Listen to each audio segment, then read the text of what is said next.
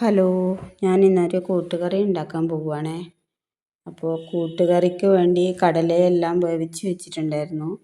പിന്നെ എന്നിട്ട് കായും പിന്നെ ചേനയും എല്ലാം കൂടി കടല വെന്ത് കഴിഞ്ഞിട്ടാകുമ്പോൾ അതിനകത്തേക്ക് ഇടുക വേണ്ടത്.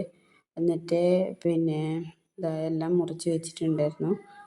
നമ്മൾ പിന്നെ അതിനകത്തേക്ക് ഇട്ടു. എന്നിട്ട് കടല വേവിച്ചതാണേ. അപ്പോൾ രണ്ടും കൂടി ഇട്ട് വേവിക്കുമ്പം കുഴഞ്ഞു പോകും. അതുകൊണ്ട് അത്രയും കുഴയണ്ടെന്ന് ഓർത്തിട്ട് കടല വെന്ത് കഴിഞ്ഞപ്പം അതിനകത്തേക്ക് ചേനയും കായും കൂടി ഇട്ട് എന്നിട്ട് അതിനകത്ത് കുറച്ച് ഉപ്പും കുറച്ച് മഞ്ഞൾപ്പൊടിയും ഇടുന്നുണ്ട്. മഞ്ഞൾപ്പൊടി ഇട്ടിട്ട് നല്ലോണം വേവിക്കുക. നല്ലോണം എന്ന് വെച്ചാൽ കുഴയണ്ട, ഒരു ഇതിൽ നല്ലോണം വേവിച്ചിട്ട് പിന്നെ വേവിക്കാൻ വെച്ചിട്ട് പിന്നെ വെന്ത് കഴിയുമ്പോഴത്തേക്ക് ഞാനത് മുറ്റത്തൊരു കറിവേപ്പില ഉണ്ടായിരുന്നു. അപ്പോൾ ആ കറിവേപ്പില പറിക്കാനും പോയതാണ് കുറച്ച്. അപ്പോൾ കറിവേപ്പില ഇട്ട് നന്നായിട്ട് കുറച്ച് കറിവേപ്പില വേണമല്ലോ, എന്നാൽ നല്ലതല്ലേ കറിവേപ്പില. നമ്മുടെ വീടിൻ്റെ ഒരു ചെറിയ തൈ നട്ടതായിരുന്നു ഇത്. എന്നിട്ട് പെട്ടെന്ന് അത് വളർന്ന് നല്ല മരമായി. നല്ല മണമുള്ള കറിവേപ്പിലയാണ് ഇത്. കണ്ടോ, നല്ലോണം തഴുത്ത് വന്ന് അതിൻ്റെ വേരിൽ നിന്ന് കുറേ ചെടി അതിൻ്റെ ഇടയിലെല്ലാം ഉണ്ട്. എന്നിട്ട് ചേനയെല്ലാം തേങ്ങ വറക്കണം. തേങ്ങ നല്ലോണം അധികം മൂക്കണ്ട, പിന്നെ കുറച്ചൊരു ഒരു ബ്രൗൺ കളറാകുന്നവരെ ഇങ്ങനെ ഇളക്കിക്കൊണ്ടിരിക്കുക. അപ്പോൾ തേജൂട്ടിയാണ് വീഡിയോ എടുക്കുന്നത്, അതുകൊണ്ട് ഇങ്ങനെ അപ്പോൾ ഇതേപോലെ ആയിക്കഴിഞ്ഞപ്പോൾ അതിനകത്തേക്ക് കുറച്ച് കുരുമുളക് പൊടി ഇടണേ. കുരുമുളക് പൊടി മാത്രമേ ഇതിനകത്ത് എരിവായിട്ട് വേണ്ടൂ, അല്ലാത്ത മുളക് പൊടിയൊന്നും ഇടാൻ പാടില്ല. കൂട്ടുകറിക്ക് നമ്മൾ മുളക് പൊടിയൊന്നും ഇടില്ല. ഇത് കുരുമുളക് പൊടി മാത്രമേ വേണ്ടൂ. അതിൻ്റെ സ്വാദാണ് ഇതിന് വേണ്ടത്.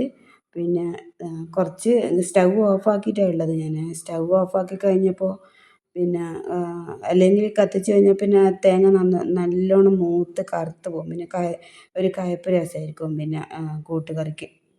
അതുകൊണ്ട് ഞാൻ സ്റ്റൗ ഓഫാക്കിയിട്ടാണ് ഇതിങ്ങനെ ഇളക്കിക്കൊണ്ടിരിക്കുന്നത്. എന്നിട്ട് ഇളക്കി അതെല്ലാം ഇത് കഴിഞ്ഞപ്പോൾ വേവിച്ച് വെച്ച പിന്നെ കടലയും കായും ചേനയൊക്കെ ഇല്ലേ, അത് ഇതിനകത്തേക്ക് ചെരിഞ്ഞിട്ട് നല്ലോണം ഇളക്കി യോജിപ്പിച്ചിട്ടെടുക്കണം നന്നായിട്ട്. അപ്പോൾ വെന്തത് ഇങ്ങനെ ഇളക്കിക്കൊണ്ടിരിക്കുമ്പം തന്നെ അതൊരു കുഴഞ്ഞ പരുവത്തിൽ വരും. ഒരുപാട് കുഴഞ്ഞല്ല. കൂട്ടുകറി എന്ന് പറഞ്ഞാൽ നമ്മുടെ നാട്ടിലിവിടെ എല്ലാവർക്കും അറിയുമെന്നറിയില്ല, നമ്മുടെ നാട്ടിലെല്ലാം ഇവിടെ കല്യാണത്തിനൊക്കെ കൂട്ടുകറി എന്ന് പറയുന്ന സാധനം ഇങ്ങനെയാണ് ഉണ്ടാക്കുന്നത്.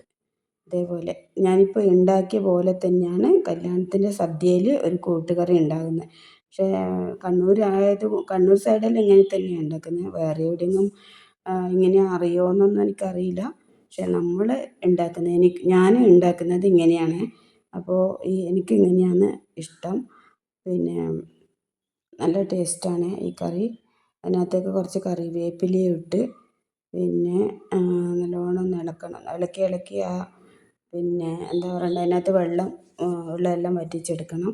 പിന്നെ ഞാൻ നേരത്തെ അതിനകത്ത് ഉപ്പ് ഇട്ടിട്ടുണ്ടായിരുന്നു. ആവശ്യത്തിന് വേണമെങ്കിൽ നോക്കി കുറച്ച് ഉപ്പിട്ട് പിന്നെ കുറച്ച് വെല്ലം ഇടണം. പക്ഷേ വെല്ലം എൻ്റെ കയ്യിലില്ലാത്തതുകൊണ്ട് ഞാൻ കുറച്ച് പഞ്ചസാരയാണ് ഇട്ടിട്ടുള്ളത്. പിന്നെ അത് കഴിഞ്ഞപ്പോൾ പിന്നെ അതായി കഴിഞ്ഞപ്പം ലച്ചുവിന് കഞ്ഞി വെക്കാൻ വേണ്ടി ഞാൻ ആ കുക്കർ ഒഴിവാക്കിയിട്ട് അതിനകത്ത് കുറച്ച് പൊടിയരിയും പിന്നെ ചെറുപയറും കൂടി വെക്കാനാണ് ഇത് എടുത്തിട്ടുള്ളത്. അപ്പോൾ ലച്ചു എണീക്കുമ്പോഴത്തേക്ക് അത് ഉണ്ടാക്കണമല്ലോ, അതിന് വേണ്ടിയിട്ട് ഞാൻ മറ്റേ അടുപ്പിൽ വെച്ച് പിന്നെ കടുക് വറുക്കാനായിട്ട് കുറച്ച് വെളിച്ചെണ്ണ ഒഴിച്ച് പിന്നെ കടുകും കരിവേപ്പിലയും വറുത്ത് അത്രയേ വീഡിയോ എടുക്കാൻ പറ്റിയുള്ളൂ. അപ്പോൾ ഇങ്ങനെ മാത്രം. എന്നിട്ട് അത് വറുത്ത് എല്ലാം കൂടി ഈ കൂട്ടുകറിയിനകത്ത് ഒഴിക്കണം. ഇങ്ങനെയാണ് കൂട്ടുകറി. ഇതിനകത്തൊക്കെ ഒഴിച്ചിട്ടുണ്ട്. ഇതാണ് എൻ്റെ കൂട്ടുകറി. വീഡിയോ ഇഷ്ടമായാൽ സബ്സ്ക്രൈബ് ചെയ്യുക, കമൻറ്റ് ചെയ്യുക, സപ്പോർട്ട് ചെയ്യുക.